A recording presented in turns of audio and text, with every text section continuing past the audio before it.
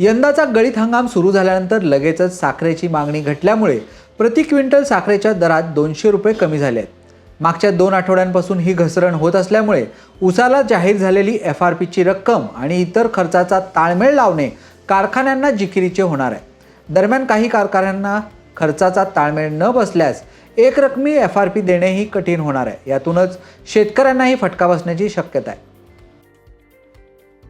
राज्यात मोठ्या प्रमाणात थंडी वाढली असून याचा फटका आता द्राक्ष बागायतदारांना सुद्धा बसत आहे। थंडीमुळे द्राक्षाचे मनुके क्रॅक होऊ लागल्याने बारामती तालुक्यातील द्राक्ष उत्पादक शेतकरी हतबल झालेत। औषध फवारणी मोठ्या प्रमाणात करूनही द्राक्षाच्या मनुक्यांचं मोठं नुकसान होत असल्याचं शेतकऱ्यांकडून सांगितलं जातं। यंदाच्या गळीत हंगामात FRP पेक्षा जास्त दर मिळणार का? शेतकरी संघटनांचे आंदोलन यशस्वी ठरणार का? यावर चर्चा सुरू आहे। मात्र साखर कारखान्यांसाठी ऊसतोड करणाऱ्या मजुरांकडून प्रति टन ऊसामागे 100 रुपये सक्तीने घेतले जात आहेत। ऊस तोडणी आणि ओढणीची रक्कम मिळत असतानाही शेतकऱ्यांकडून आर्थिक लूट केली जाते।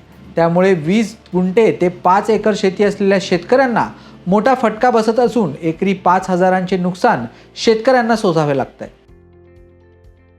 जळगावच्या जामनेर येथील शेतकरी संघ आणि शासनाच्या माध्यमातून सोयाबीनचा खरेदी शुभारंभ शेतकरी संघाचे चेअरमन चंद्रकांत बाविस्कर यांच्या हस्ते पार पडला। यावेळी कृषी उत्पन्न बाजार समिती सभापती अशोक भोईटे यांच्यासह शेतकरी संघ पदाधिकारी आणि कृषी उत्पन्न बाजार समितीच्या पदाधिकाऱ्यांची उपस्थिती होती।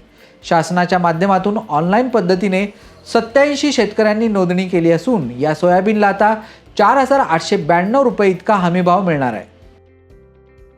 जालना जिल्ह्यात यावर्षी खरीप हंगामात झालेल्या समाधानकारक पावसामुळे रब्बी हंगामातील पेरणीच्या क्षेत्रात वाढ झाली आहे। जिल्ह्यात आतापर्यंत 54% रब्बी हंगामातील पेरण्या पूर्ण झाल्या असून जिल्ह्यात आतापर्यंत सुमारे 1,17,000 हेक्टर क्षेत्रावर रब्बीच्या पेरण्या पूर्ण झाल्या आहेत।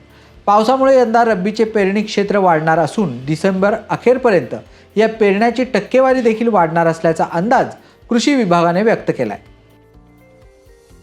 छत्रपती संभाजीनगर जिल्ह्यातील जायकवाडी धरणाच्या गोड्या पाण्यामध्ये दुर्मिळ आयर मासा आढळून आलाय। हा मासा 3 फूट लांबीचा सापासारखा दिसणारा असून पिवळट रंगाचा आणि 2 किलो वजनाचा असलेला आहे। हा मासा 1,200 रुपये किलो दराने बाजारात विक्री झालाय।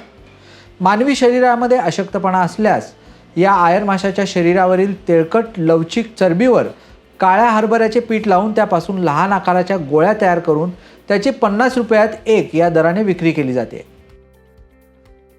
महाराष्ट्रातील लाडकी बहीण योजनेचा परिणाम शेती क्षेत्रावर दिसून येत आहे। महिलांना आर्थिकदृष्ट्या सक्षम करण्यासाठी सुरू करण्यात आलेल्या या योजनेमुळे महिला मजुरांची कमतरता निर्माण झाली आहे। विशेषतः कापूस काढणीच्या काळात महिलांना दरमहा रुपये 1,500ची आर्थिक मदत मिळाल्यामुळे या शेतीच्या कामांपासून दूर जात असून शेतकऱ्यांना मजुरीचा खर्च वाढून त्यांचे आर्थिक बजेट कोलमडत आहे। संत्रा म्हटले की नागपूरचे नाव डोळ्यासमोर येते। मात्र सद्यस्थितीत राजस्थान येथून आलेली संत्री ग्राहकांचे लक्ष वेधून घेत आहे। त्यामुळे बाजारात नागपूरच्या संत्र्याऐवजी राजस्थानच्या संत्र्याला अधिक मागणी होत आहे। सुमारे महिनाभरापासून पुणे मार्केट यार्डातील फळ बाजारात राजस्थान येथून रोज 10 ते 15 टन संत्र्याची आवक होत आहे। राजस्थानचा संत्रा ग्राहकांच्या पसंतीस उतरत असल्याने या संत्र्याला मागणी चांगली असल्याचं व्यापाऱ्यांनी सांगितलं।